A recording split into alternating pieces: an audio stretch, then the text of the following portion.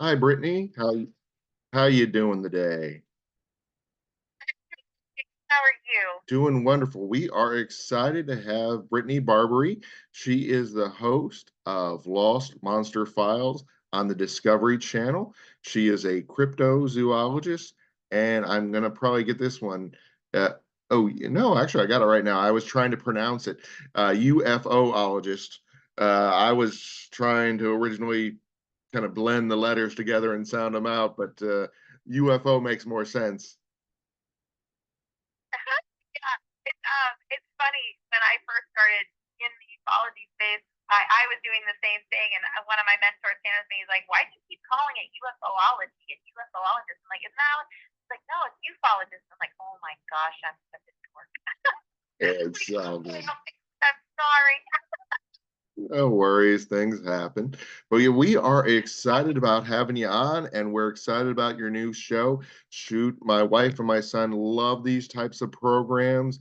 My son Owen, he's 13, and he can't get enough of those type of shows. Actually, he wishes there was a actual zoo for the cryptozoology animals. Oh, don't we all? I would absolutely love that. In fact, you can actually spin it this way. Every single animal that we have right now currently in zoological parks across the globe were once known as a cryptid creature because cryptid just means hidden or secret in Greek. So literally all of those animals were once a cryptid until they were found and documented by science. That is awesome. So tell us about your show, Lost Monster Files. I understand the origins of this go back 50 years on some of these mysteries, if not more. Oh, yeah. I mean, in some of the cases, we're going back centuries old cases in the sense of if you look at just Sasquatch, even, or the abominable snowman, these are creatures that go far back into history and into culture. And basically, Ivan Sanderson played a huge role in this because he was a known prominent figure in zoology and biology and also a naturalist who was investigating and looking into just normal animals, right? Looking into the jungles and in Africa. But it wasn't until the late 50s when claims, or mid 50s, excuse me, claims of the abominable snowman, the great Yeti of the Himalayas, started coming out and the known tracks that we had up there in the ice.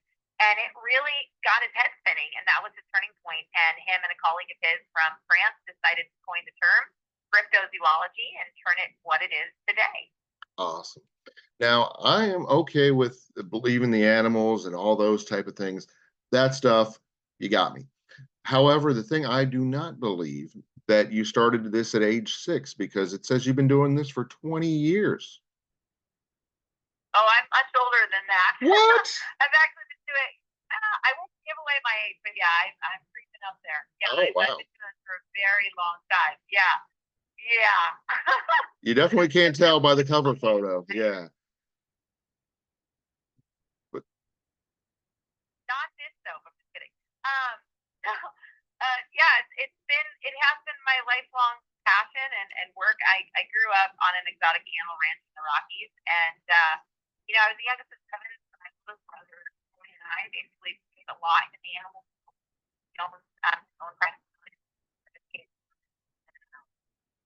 public at schools and everything like that about purpose and the importance of an animal within the ecosystem. And so he has his own flexibility with many different types of species of animal that we showcase today. And honestly, it became for me more so than him an area of interest for me because I always believed that there was more to our planet than what science kept saying. Like I just don't believe that we found every single thing and how like all of a sudden everything just dies off. I think that there's a lot of evolution that can play a factor in this, but also an animal can evolve to survive and adapt to different locations. So, my brother's more skeptical than I am, which I love about him.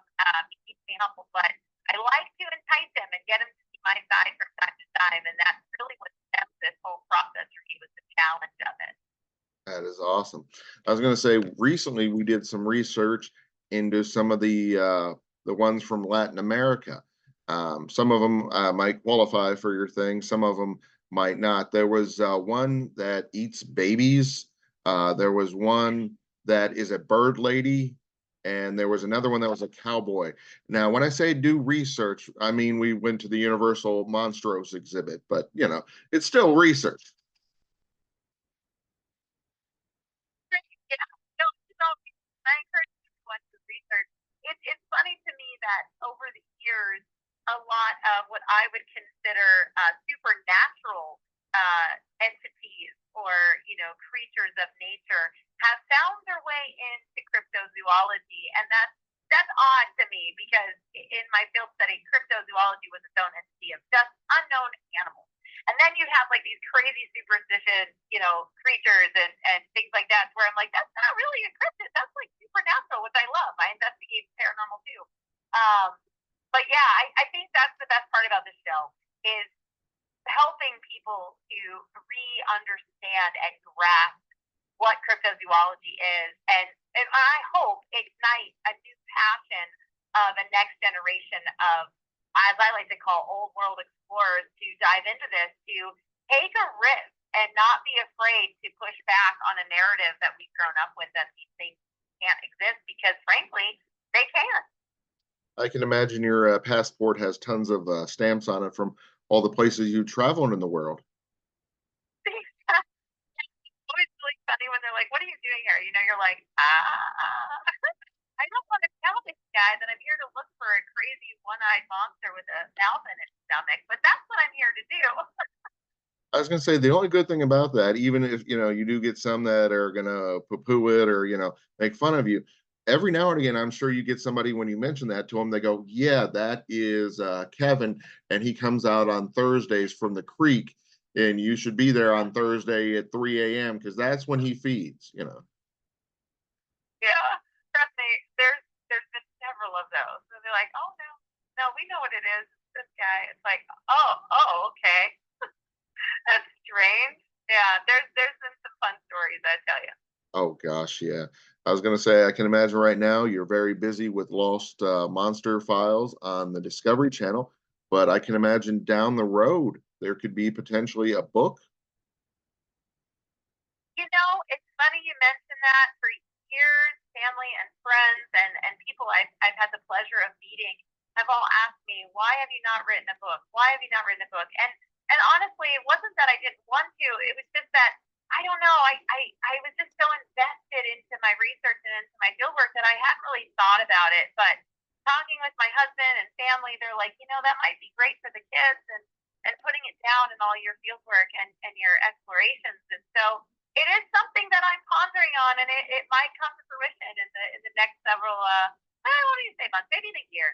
Put it together. Take me a little bit to put it all together. Definitely. Yeah, I was gonna say with that much of a track record, it probably takes a while to decide which is in, which is out, that kind of thing. And oh my gosh, yeah. I mean, but it sounds like it would be an amazing read. So hopefully we can have you back on the show to talk that up in a year and a half or so. I love that. I'm more than happy to come on anytime whenever you have questions about this space. I'll be more than happy to talk about. I can talk about it all day long.